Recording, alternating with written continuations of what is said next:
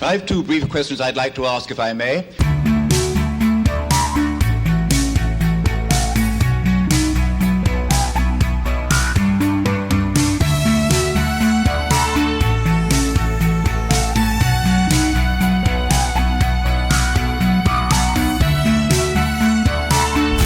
Hi, welcome to Left Foot Media. My name is Brendan Malone and you're watching The Daily Question. If you've got an article or a piece of movie news or a question or a topic that you want me to explore on The Daily Question, then please send me an email or tweet it at me. All of the details are in the video description below. Right, without any further ado, let's get into today's question of the day, the final question for the week because it's Friday.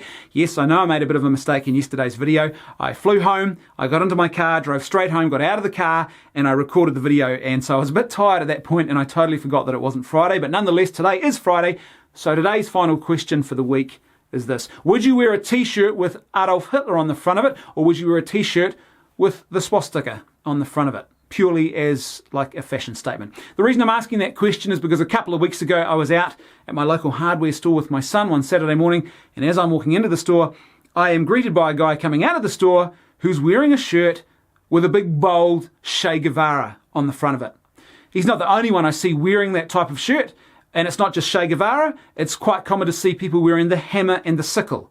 These are symbols, universal symbols of a dictatorial and brutal regime, communism, which slaughtered tens of millions more people than what Nazism did.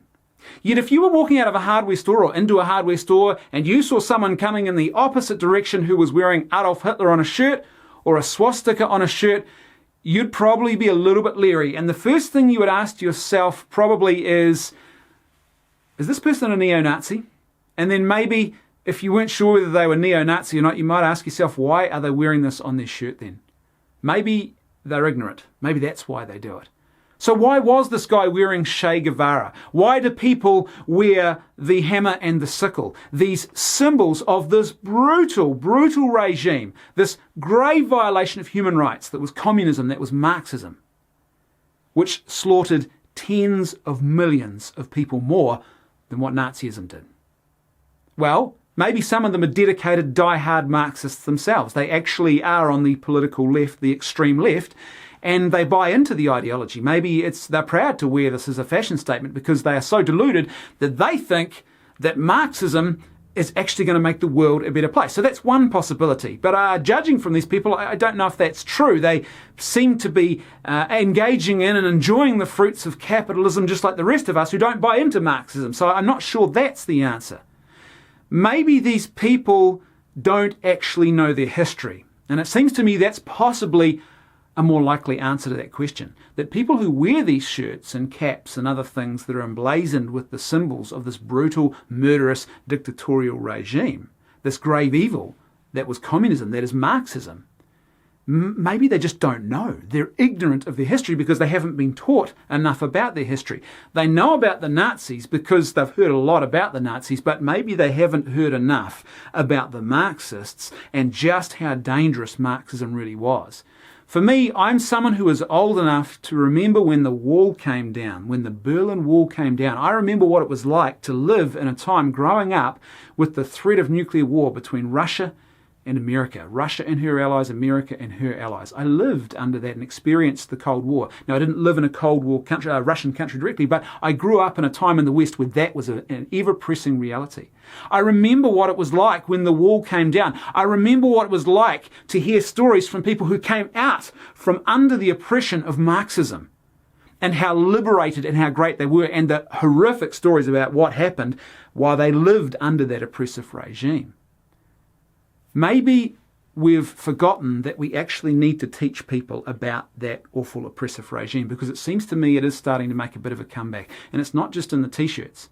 The recent British election, there were a lot of people turned out in favour of Jeremy Corbyn who seemed quite supportive, based on the flags that they were waving, of this Marxist communist regime, this murderous, vile, grave violation of human rights. The same was true when Bernie Sanders was running.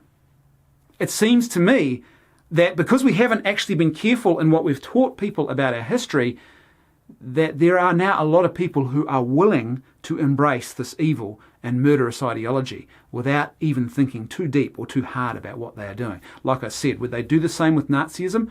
I seriously doubt that. So perhaps it's time for a better education about our own history so we don't end up walking ourselves headlong and rather happily into the exact same evil, oppressive and murderous regime as we've had in the past and we have deliberately moved ourselves away from. I was talking recently to someone I know when I was in another part of the country, and she's a nurse, her husband's a doctor, and they lived under communism and they escaped it and they came to my country here in New Zealand and they loved the freedom of New Zealand. But she said to me, her and her husband have become increasingly troubled of late because they've seen a lot more people embracing the very ideologies and ideas that they ran away from because they were so oppressive and so awful to people. And it's frightening to them to see that people in a free country are now starting to look at these oppressive ideas and think that they could be good.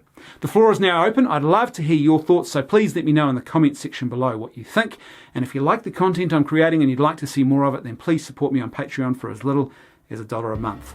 That's right, I can hear the theme music too. Time for me to go. I'll see you on Monday on The Daily Question.